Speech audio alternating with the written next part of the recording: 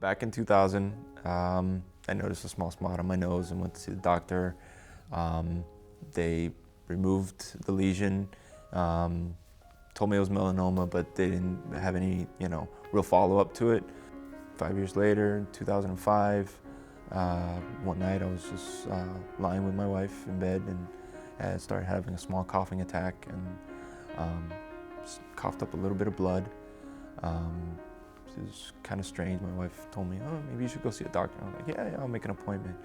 And then the next afternoon, I started having another coughing attack, but this time there was a lot of blood. It was a scary amount of blood that was coming out when I was doing the coughing attack. So I just called my doctor.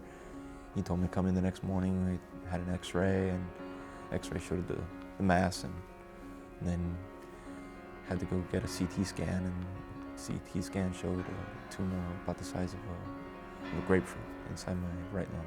And then in June of 2005, I had 2/3 of my right lung removed. And that's when they referred me over to Sylvester, and that's when I met Dr. Feun.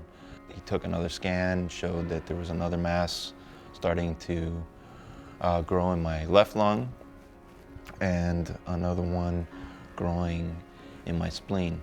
And after they did the biopsy from the right lung, they knew it was metastatic melanoma, stage 4. 2/3 of my right lung, 1/3 of my left lung, my spleen, my right axilla, and a couple of lymph nodes had been removed.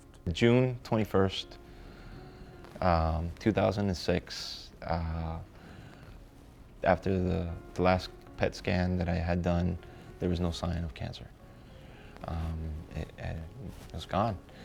And from 2006 until now, I mean, it's almost 6 years cancer-free. Had several surgeries, so I met different doctors, Dr. Feun, Dr. Avasar, Dr. Weed, it's like all these great doctors, but anytime I would sit in with a doctor, they would explain to me what happened, what's going on, what the prognosis is, what's the possibilities of reactions from any types of treatments that I was going through, what are my options in my treatments. Sylvester is everybody that I've met here, from the nurses to the receptionists to the people that measure your oxygen to the doctors, everybody was great. Everybody. I loved everybody. I mean, Dr. Feun, I named my daughter after Dr. Feun. There's a lot of love there. This is Kyra. She's 4. Amaya Lynn. I named her after my doctor, Dr. Lynn Feun.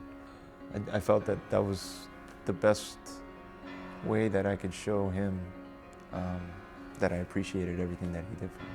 That gives me even an extra motivation to never get cancer again. And if I did, I'd beat it again. There's no doubt.